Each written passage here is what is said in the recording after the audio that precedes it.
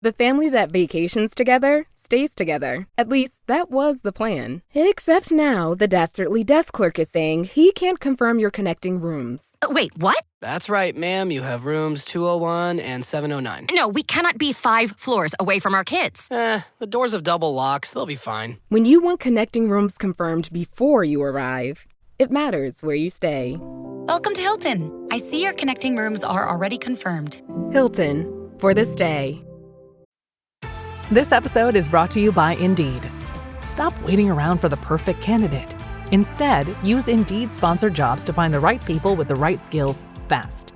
It's a simple way to make sure your listing is the first candidates see. According to Indeed data, sponsored jobs have 4 times more applicants than non-sponsored jobs. So go build your dream team today with Indeed. Get a $75 sponsored job credit at Indeed.com/podcast. Terms and conditions apply. This episode is brought to you by Nature's Bounty. Nature's Bounty believes your body is brilliant, naturally designed to thrive, inside and out. For those always looking for new ways to support your health from head to heels, Nature's Bounty has a range of over 400 vitamins and supplements born from 50 years of trust and care. Nature's Bounty. It's in your nature. Visit naturesbounty.com to learn more.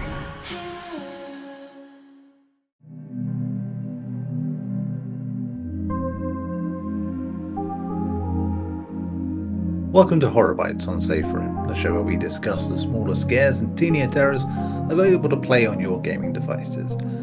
Every week we pick 1 or 2 bite-sized horror games and have a suitably short and sweet chat about them. I'm Neil Bolt, and working over and over time with me this week is, as ever, my co-host Jay Krieger. How are you doing, Jay? Doing well, man. As usual, I'm trying to decipher my reality and fact from fiction, but as you said, it has a bit of a loop component to it this week. Indeed it does. Before we get into that, of course, the usual housekeeping that we like to do. Now, suppose you do like the sound of what we've played this week, you'd want to try it for yourself, of course, and well, you'd be in luck, because the show notes will always be including a link to the games that we discuss. And as ever, if you do enjoy the game, please consider supporting the developers by donating, wishlisting their future projects, or just sharing the word, because it all helps in building the next generation of horror game developers.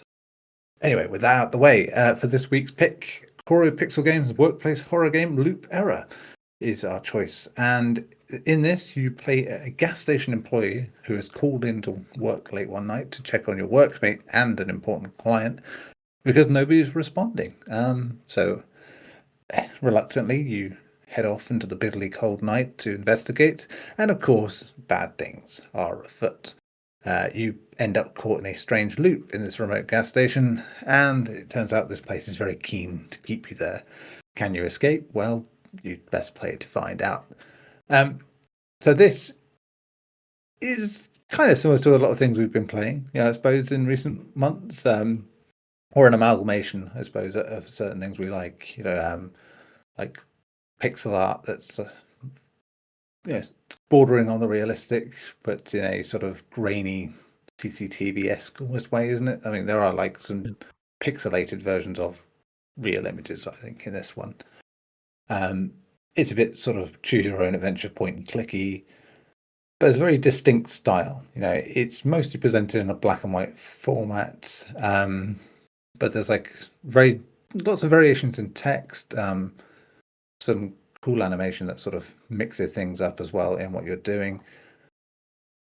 But yeah, the initial sort of introduction to this is, as I've just explained, where you are put into this sort of first-person view of like this conversation you're having with your boss, basically saying, someone needs to go there and check out because no one's answering, and there's this client coming to fill up at this gas station, and you get a choice effectively, but there's choices in this game to a degree, and they change little things, and obviously that's going to be the point going forward. But yeah, straight from the off, you get a soft tap choice, which is basically, should you go help, shouldn't you? It's like, well, you're going to be led down a certain path here with that one, but it's just to sort of introduce you to the idea. I think writing-wise, straight away, you get some nicely sort of descriptive scene setters. Like I said, about cold, telling you about that time of night, when he's on his drive to the gas station, talks about like the darkness outside the headlights of his car and just like how it feels like nothing exists outside of his headlight space, and like that. It builds a certain kind of fear and atmosphere of this time. And then obviously the story itself happens, which is you kind of black out and you wake up in this, well, it's the gas station, but there's weird shit going on. Now, it's difficult to get into too much of it because, it's story reliant as it is. But as I said, the idea is you are, as much as you want to escape it, it's clearly taking people in and keeping them there. And you basically kind of puzzle your way out, which the game does make a sort of nod and a wink to, am I someone who's been stuck in a puzzle game sort of thing? And yes, you are. Yeah, so in that sense, it's kind of reminds me of a lot of things I'd seen already, which, especially in, the structure I'm talking about when there's certain beats that you get in a lot of like small scale horror games, like in certain build-ups to certain moments and certain dialogue choices, and even when you have like the unexplainable, there's a very familiar pattern with a lot of them. And I do think this game does have a few of those, maybe too many, but I think what saves it in that regard is you kind of have a unique flavor in terms of how it looks, how it's presented, and that does make it easier to swallow. I don't know why I noticed it more here than I did with, say, many others I think we've covered in recent months, where, especially when we've been covering games in this sort of style, in terms of gameplay structure. But maybe it is just because we've been doing that it sort of felt more present here. But it didn't really hurt it for me. It just it was just more noticeable. Did you find that at all? I did, yeah. It was one of those things where I think I appreciated the fact that this game has the setup for, this is supposed to be a fractured interpretation of someone whose mind was, potentially altered, or someone that has been dealing with various issues. And that's a component of the game that I can touch upon briefly afterwards. But like, I found that this game kind of like hit certain beats that were predictable in terms of like the setup for things. But at the end of the day, like, I don't know, I thought that it has a really unique presentation, and also just like the variety of routes that this could take potentially. I think when we cover games such as this, like a big feature typically is like find how many endings there are, which is not usually something that I'm like always super keen on. But here I thought that there was at least enough variation in terms of like the paths that I actually wanted to find the other endings. It wasn't kind of like these minor deviations. It was like, no, the game opens up in a way that I was really surprised by, despite the fact that it has some of the familiar trappings, whether that's like pacing or plotting, or, there's probably like 3 or 4 jump scare moments that I kind of just like rolled my eyes at, considering how strong I found the rest of this to be. But other than that, like, I think that this is a game that utilizes that underlying thematic of just like deciphering between reality, fact, and fiction.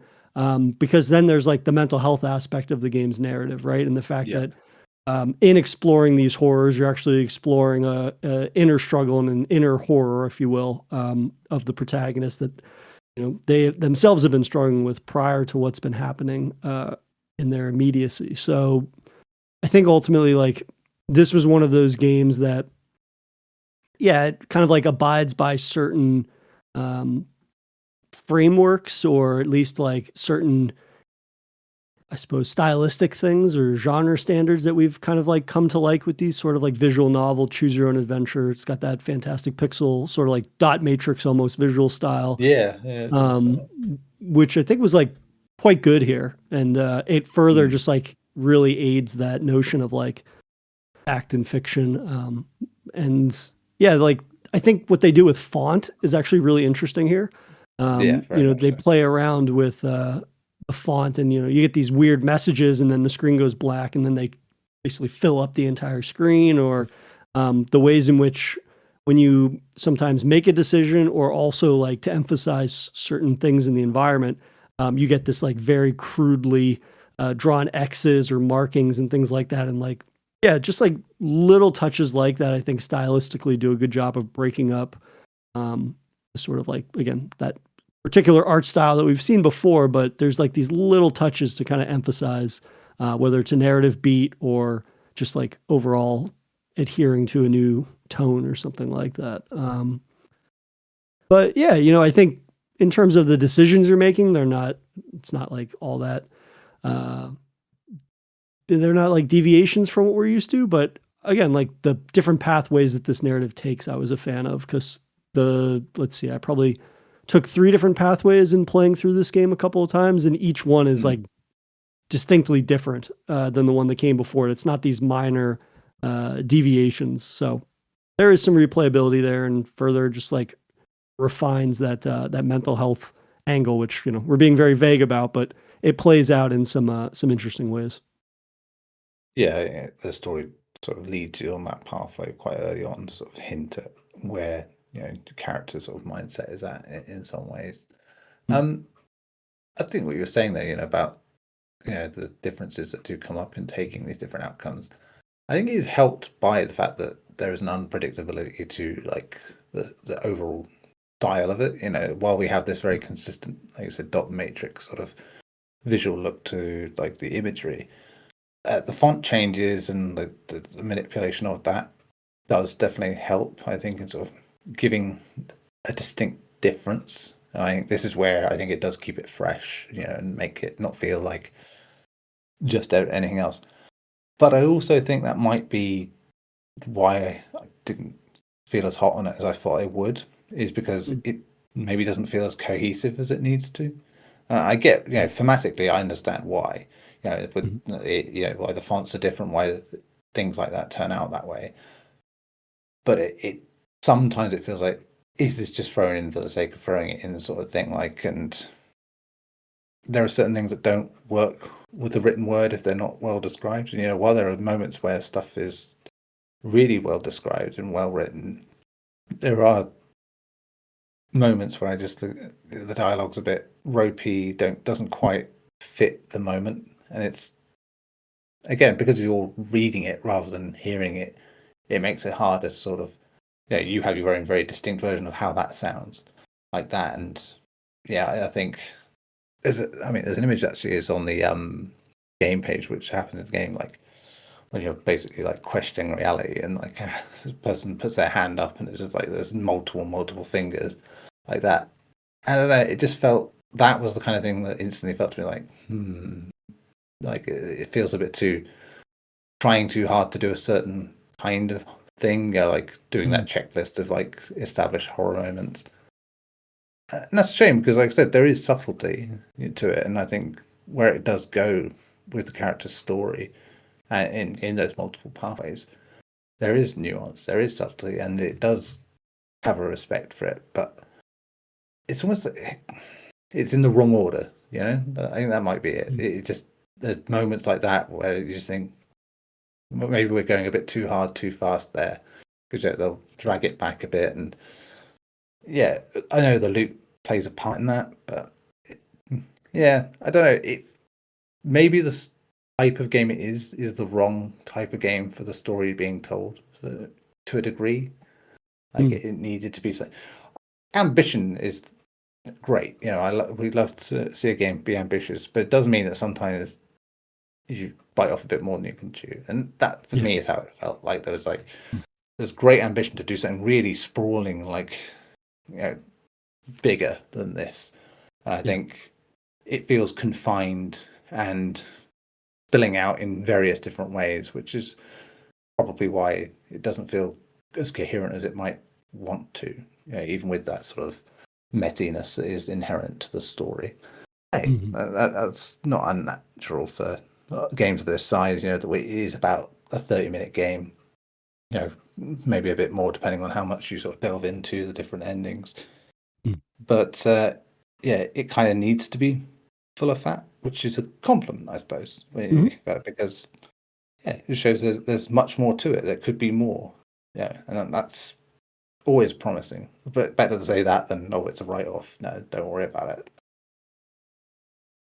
Yeah, I think for me, this was one where, to your point, like some of the writing was quite nuanced, but then it feels a little bogged down sometimes in like him just describing things, especially early on. It was one of those things where it's just like, we could move this along, or we don't have to have another line of him just like bitching about his boss or bitching about this or that. Because like there's one line that stood out to me that was something along the lines of like, I used to like, clearly, again, mental health is a focus here. And one of them is talking about not having a lot of joy in life and, you know, used to play video games for the joy of it. And then it says, now I just play to mute the sounds of my own life. Like those types of lines I thought were like pretty good. And then, you know, you also have him, you have entire sections of dialogue where something scary happens and it's him saying, what the fuck, what's happening? Like that kind of stuff. And it's just like, I wish we had less of that, because it's like, yeah, the player themselves should be thinking those things. We don't need the protagonist to like literally spell that out for us. But yeah, it's shorthand, which said with the size of the game, like it needs to be a certain pace, and it kind of gets caught between trying to be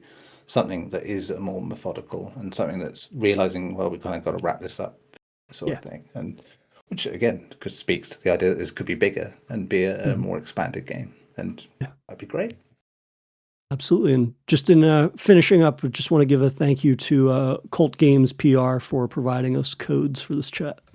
Yes, thank you. It was this is the great thing, as well, being sort of given these opportunities to try things out that maybe have been necessarily on the radar straight away as well, which is excellent. And like Doug just said, you know, for the faults we can find, I think ambition is the root cause of any faults we have found. So that's, as we always say, that's always a positive for Horror Byte. But that is it for this week. Thank you again, Jay, for talking about these short horror games with me. And of course, for you, the listener, if you have a short horror game, a demo, a game jam entry, or a proof of concept that you think we should be highlighting, you can email us at saferoompod@gmail.com. And Jay? People can follow us over on Blue Sky at SafeRoomPod for show updates. There we go. We will be back with more small-scale horror next week.